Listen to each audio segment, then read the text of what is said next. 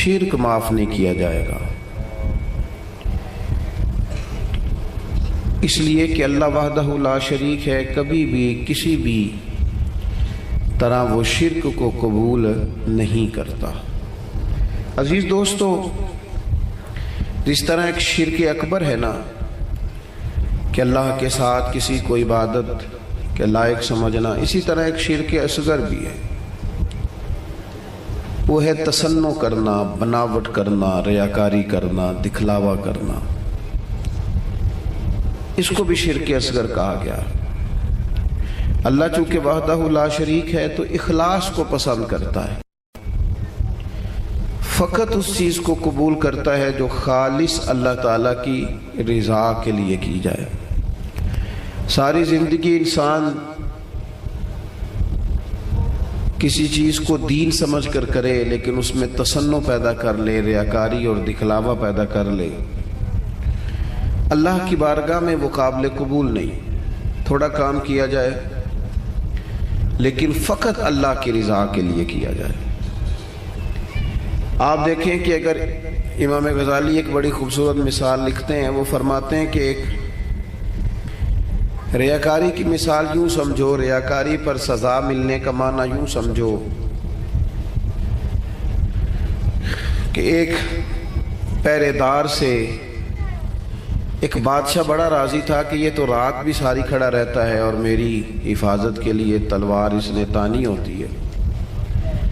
بادشاہ بڑا اس سے خوش تھا، انعام و اکرام دینا چاہتا تھا اور دیتا بھی تھا، لیکن اچانک بادشاہ کو اگر یہ خبر ملے کہ یہ جو پہرے دار رات بھی ساری جاگتا رہتا ہے یہ میرے لیے نہیں جاگتا، بلکہ معاذ اللہ اس کی تو کسی کنیز پر نظر ہے، اس لیے اس نے رات کی ڈیوٹی طلب کی، تو فرماتے ہیں اب بتاؤ بادشاہ اسے کیا سزا دے گا؟ اس نے کتنا اعتماد کیا، کتنا اس نے اس کے ساتھ محبت کی، کتنا اس سے پیار کیا، اور وہ کیا نکلا۔ ہمارا بھی یہ معاملہ ہوتا ہے کہ ہم اگر کسی شخص پر بڑا اعتماد کرتے ہیں، اس سے بڑی محبت کرتے ہیں، لیکن اگر ہمارا اعتماد ٹوٹتا ہے ہمیں تکلیف ہوتی ہے۔ نبی پاک علیہ الصلوۃ والسلام نے فرمایا سب سے بڑی زیادتی یہ ہے تمہارا اپنے بھائی کے ساتھ ظلم، یہ ہے کہ تم اس کے ساتھ کسی معاملے میں جھوٹ بول رہے ہو اور وہ تمہیں سچا سمجھ رہا ہو، یہ بڑا جھوٹ ہے تمہارا۔ مخلص زندگی جو ہوتی ہے نا، اخلاص والی، وہ قابل قبول ہوتی ہے۔ اپنی زندگی سے ہر قسم کی تصنع کو ہٹائیں، ہر قسم کی بناوٹ کو ہٹائیں، ہر قسم کی جو ظاہری زیب و زینت ہے، جو ملمہ سازی ہے، اس کو دور کریں۔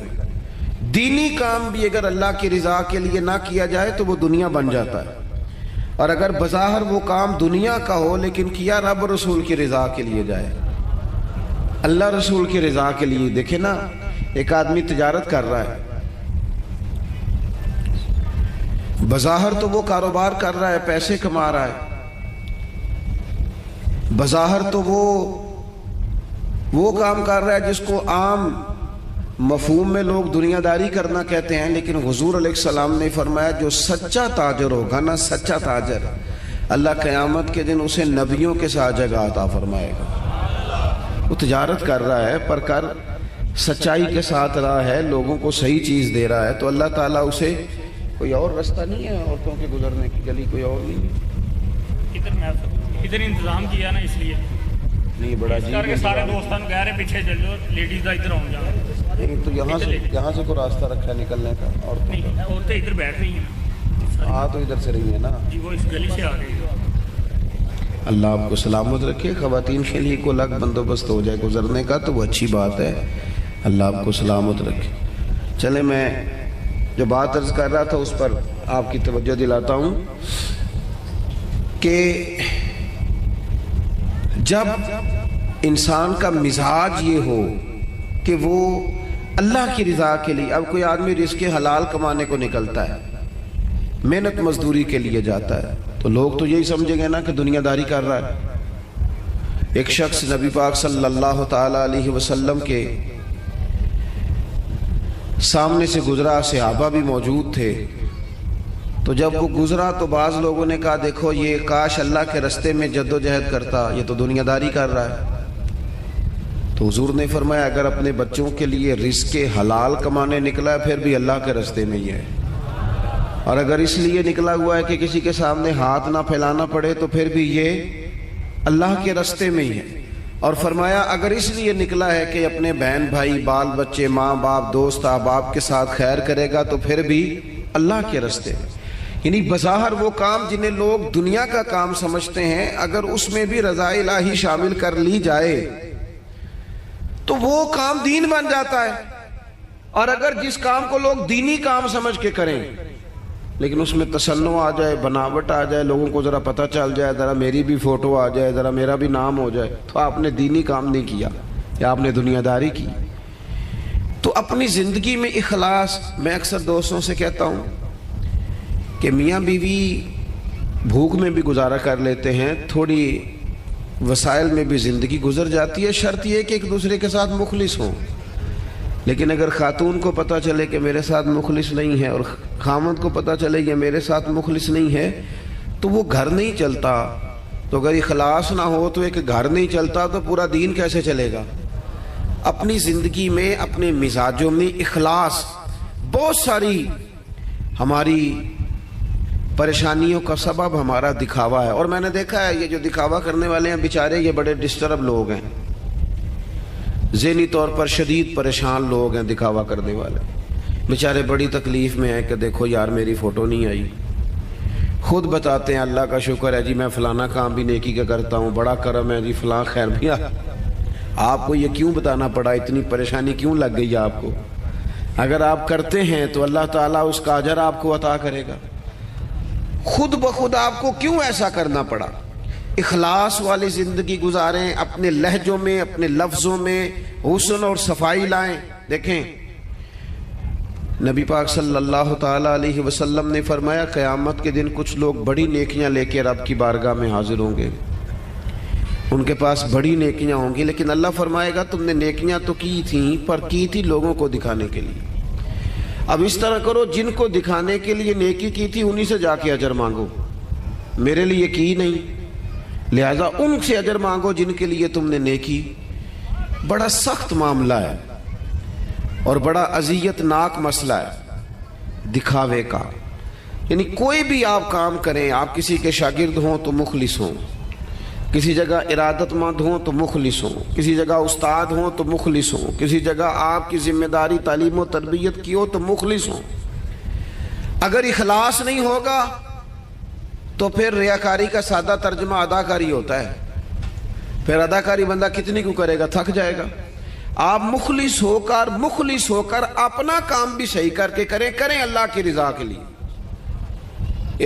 یہ رشتہ داروں میں زیادہ لڑائیاں کیوں ہوتی ہیں؟ سارا چکر پروٹوکول کا ہے، مجھے آگے نہیں کیا، میرا نام نہیں لیا. اگر اخلاص ہو جائے نا یار میں نے اللہ کی رضا کے لیے صلہ رحمی کرنی تو پھر تو میرے نبی پاک نے فرمایا جو تم سے توڑے اسے جوڑو، جو تمہیں محروم کرے اسے عطا کرو. پھر تو انداز اور ہو جاتا. اخلاص جو ہوتا ہے وہ اصل ہوتا ہے، اخلاص جو ہوتا ہے وہ حسن ہوتا ہے.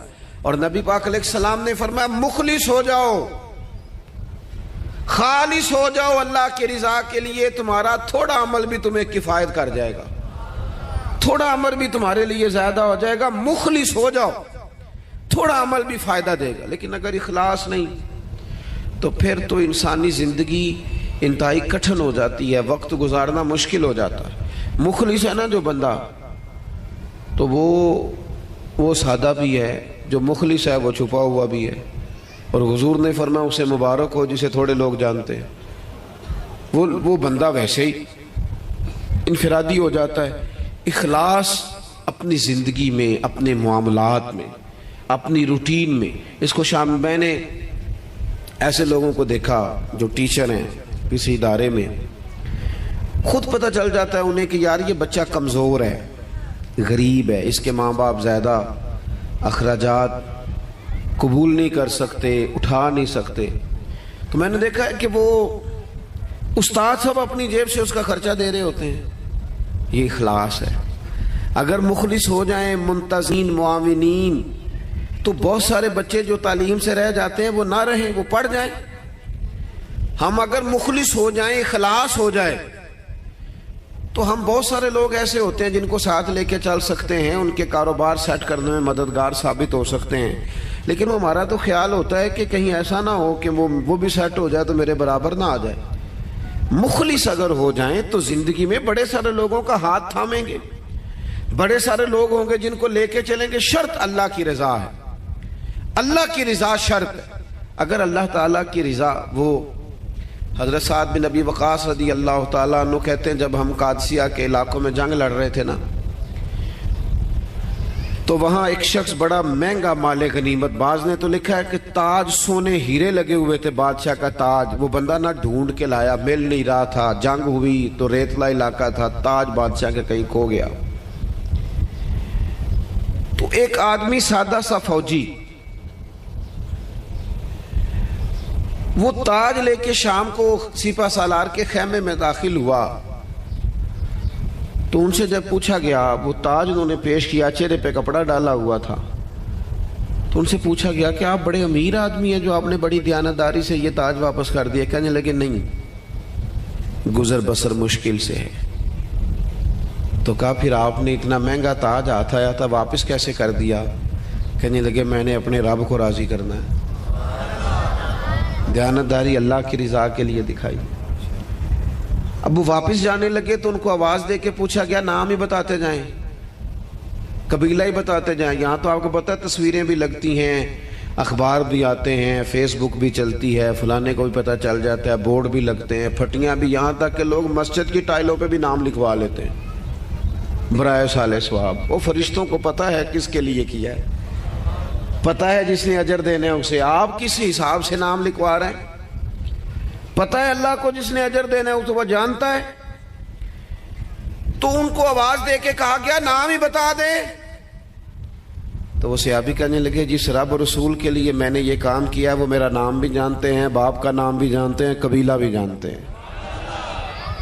اپنی زندگی اگر تھوڑی سی ان چیزوں سے باہر آ جائے گی تو تکلفات سے باہر آئے گی، زندگی سادہ ہو جائے گی۔ لوگ اذیت سے، یہاں تو جناب محفلوں میں لوگ پھول دینے لگتے، کہتے ٹھہر جاؤ بھئی آپ گلدستہ دینے لگے دے دو، ٹھہرو کیا ہو گیا؟ کہتے ذرا کیمرے سے دیو لیندے ہو بھئی، پھول پیش کرنے ہیں تو وہ بھی کیمرہ سیدھا کر لو اس کے بعد پیش کرنے، اور کیمروں کی دنیا اور کیمرے کی آنکھ، اسی میں زندہ رہنا ہے کیا؟ حق زندگی تو باہر ہے، زندگی تو وہ ہے جو حقیقت میں ہے۔ اخلاص اپنی زندگی میں پیدا کریں، اپنے بہن بھائیوں کے ساتھ، اپنے گھر میں، اپنے دوست احباب کے ساتھ، اپنے دین کے ساتھ، اپنے ملک کے ساتھ، اپنی ملت کے ساتھ اخلاص پیدا کریں، مزاج خلوص والا ہو، للہیت والا ہو۔ ہم مسلمان ہیں، ہمیں یہ والا سبق نہیں پڑھایا گیا کہ دنیا میں کھا لو پی لو موج کر لو یہی ہے سارا کچھ۔ ہمیں تو کہا گیا ہے کہ تم یہاں کوئی خیر کرنے آئے ہو، اخلاص کے ساتھ رب کو راضی کرو، واپس لوٹنا ہے، اس کی بارگاہ کی طرف واپس جانا ہے، جزا سزا کا فیصلہ ہوگا۔ لہذا یہاں کوئی خیر کا کام کرنے آئے ہیں، یہاں طے شدہ بات ہے کہ کوئی پکا رہنے کے لیے نہیں آیا، سب نے لوٹنا، تو اپنے لوٹنے کی تیاری کرے، اس کے لیے شرط اخلاص ہے، اس کے لیے شرط مخلص ہونا ہے۔ بڑے سارے غریب لوگ ایسے ہیں جنہوں نے اب اپنے دکھ نہیں وہ بتاتے، انہوں نے چھوڑ دیے۔ بڑے سارے سفید پوش ایسے ہیں جو تکلیف میں آتے ہیں کسی سے بات نہیں کرتے، کیوں؟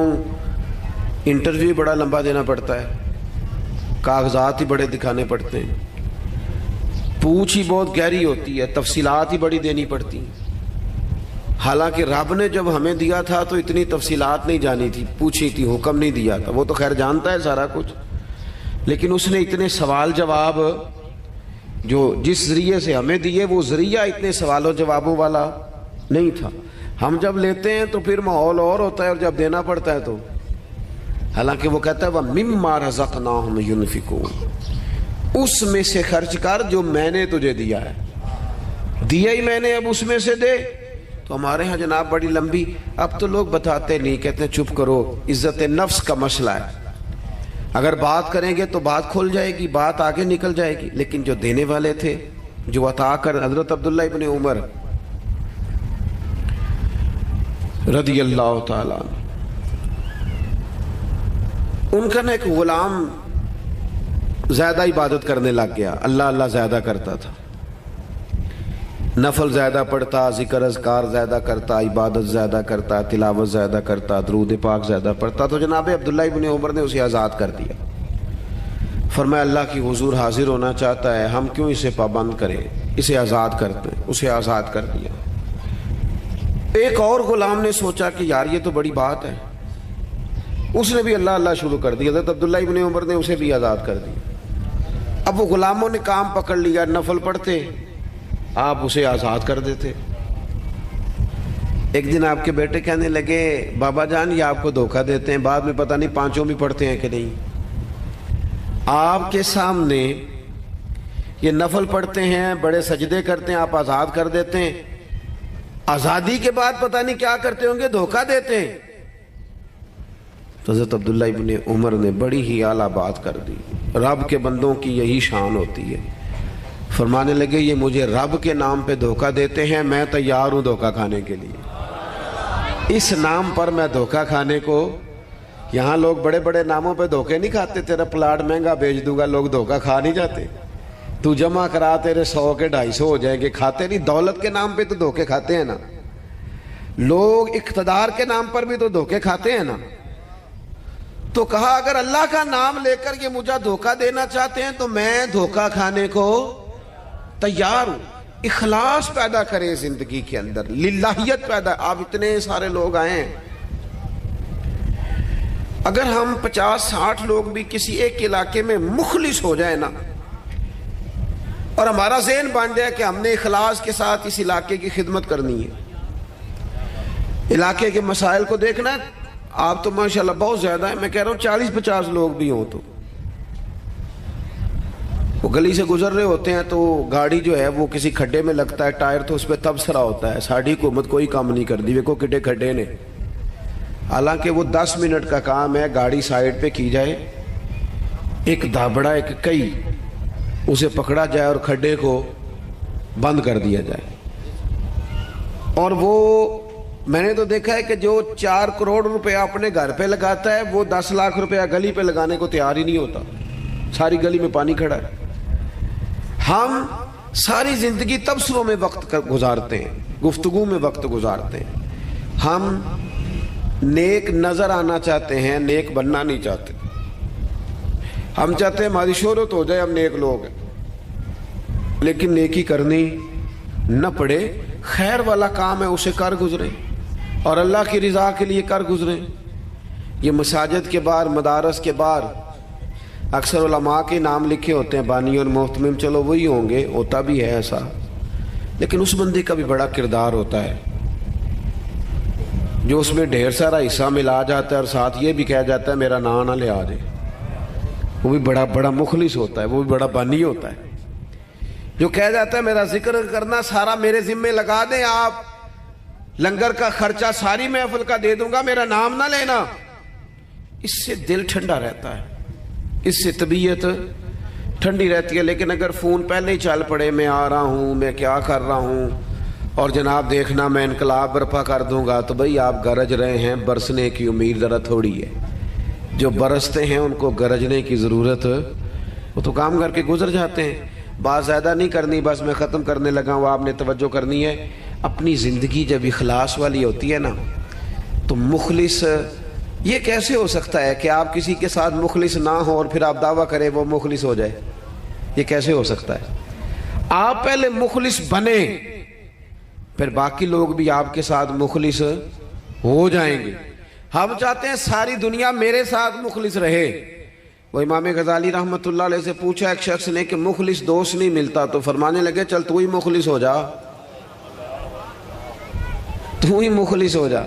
ہم یہ چاہتے ہیں میرے ساتھ سارے لوگ سچ بولے اور میں کسی کے ساتھ بھی سچ، تو یہ ہو نہیں نہ سکتا. مجھے ہر دکان سے سودا خالص ملے اور جو میں بیچ رہا ہوں وہ میں خالص، تو بھئی ایسے ہوتا نہیں نا، یہ تو ممکن نہیں نا. تو اپنی زندگی میں اخلاص، امام ابو نعیم کہتے ہیں کہ ایک 100 گھر تھا پورا مدینہ شریف میں، تھوڑی سی آبادی ہوتی تھی، 100 گھر تھا جس میں 2 وقت کھانا بھی ملتا تھا، کپڑے بھی بچوں کے، دیگر اخراجات بھی، 100 گھر کو، اور سالوں ملتا رہا پر پتہ نہیں تھا کون دے جاتا ہے۔ سالوں وہ کھانا پانی بچوں کے خرچے آتے رہے پر پتہ نہیں تھا دے کے کون جاتا ہے۔ پھر اچانک ایک دن ایسا آیا کہ وہ کھانا بھی آنا بند ہوا، وہ ساری چیزیں بند ہوئیں، لوگ پریشان ہوئے، ڈسٹرب ہوئے، تکلیف بڑھی، ایک دوسرے سے پوچھنے لگے تیرے گھر بھی نہیں آ رہا؟ اس نے کہا نہیں آ رہا۔ تیرے گھر 100 تو گھر تھا، پھر کہا پتہ کرو کب سے نہیں آ رہا، تو پتہ چلا 18 محرم سے میرے گھر نہیں آیا لنگر۔ 18 گھر سے وہ کہنے لگا 18 محرم سے میرے گھر بھی نہیں آیا۔ وہ جب غریبوں نے تاریخیں ملائیں 100 گھروں نے، تو 18 محرم سے ہی لنگر بند ہوا۔ پتہ کرو 18 محرم کو کیا ہوا، تو پتہ چلا 18 محرم کو امام زین العابدین کا انتقال ہوا۔ 18 محرم کو امام صاحب کا وصال ہوا۔ وہ 100 گھروں میں کھانا پہنچاتے تھے، خرچہ اٹھاتے تھے، چہرے پہ کپڑا پہن کے رکھتے تھے، کوئی پوچھتا آپ کون ہے تو ناراض ہو جاتے تھے۔ انہوں نے خدمت کی اخلاص سے، لیکن پھر حالت یہ ہو گئی کہ لوگ ان کو جانتے تھے، یاد کرتے تھے، ان کے لیے روتے تھے۔ اپنی زندگی اخلاص والی کریں، اس میں للہیت پیدا کریں۔ آپ تھوڑا کام کریں لیکن ریاکاری سے، تصنع سے۔ میں تو دیکھتا ہوں، بڑی مہربانی کی بات سنیں، کیا مسئلہ ہو گیا، اطمینان سے سارے دوست تشریف، اللہ آپ کو لمبی زندگی صحت والی دے۔